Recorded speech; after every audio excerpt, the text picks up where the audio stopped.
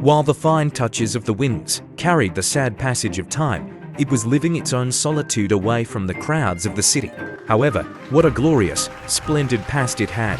He was welcomed standing up at every invitation. He was a guest, and greeted with respect wherever he went.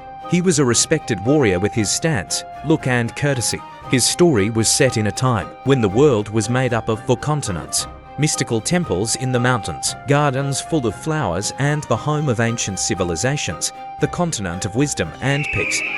Shire, a fairy tale continent famous for its castles, elegant architecture, and magical nature that inspires artists. Kyriakaya, a lord of the seasons, adorned in the colors of the natural world with its great deserts, rainforests, and mysterious kingdoms.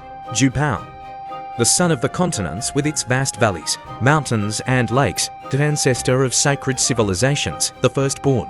Gleegadon, for continents, each more magnificent than the other, with their different beauties, riches, and fairy tale lands. The great warrior who ruled 3 of these 4 continents. Zamael of Gleegadon. He fought dozens of honorable battles, and won them all with his brilliant mind. In every battle he fought, as if it was his curse, wounds appeared on certain parts of his body, although he was not hit. From his shoulder to his chest, from his back to his waist, every wound on his body seemed fresh. Even this did not stop him. He was so strong that even when his enemies heard his name, they looked for a place to flee. Zamael was the destroyer of realms and the ruler of continents. Fame, fortune, and title weren't the only things he had. He was engaged to Princess Olivia, the 8th wonder of the world, whose beauty created legends and whose smile made the sun jealous. 2 years after their engagement, they decided to get married, and wedding preparations began immediately. Before this great event could take place, Zamael had one last mission to complete: to conquer Kyriakaya, the last continent he wanted to rule. He gave immediate orders for the armies to be assembled. While the armies were being assembled, he sent a messenger with a message to Olivia telling her how much he loved her and that they would marry. As soon as he returned, news of the gathering of the armies reached the kingdom. Before Zamael reached Kyriakaya, King Monarch knew he was no match for his power. He stood before the assembly and said that the only way was to go to Atuya, who wanted the center of Kyriakaya. Atuya was a very powerful witch. For centuries she wanted to take the world-shaped islet in the center of Kyriakaya. In return, she would prepare a powerful spell, and she got what she wanted.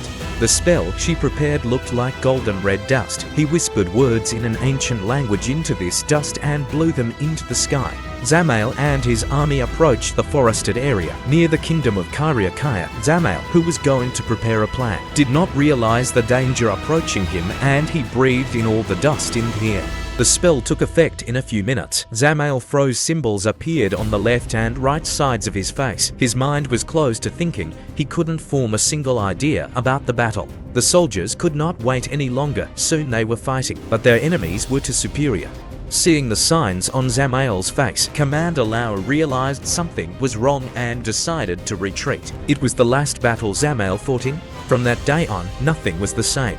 His fighting skills were completely gone. He left the city, where he was honored, and now he was watching this place from afar. Even the greatest pain was sweet, compared to leaving the woman he loved, as his soul was crushed under the weight of his memories. The portrait of his warrior personality came to life in his mind. As he clashed with the warrior ghosts of the past, he heard the desperate cries of everything he had abandoned. He was used to them too. Now he would settle in a land he had never seen before and begin to move on with his life. With his haunting past and his pain,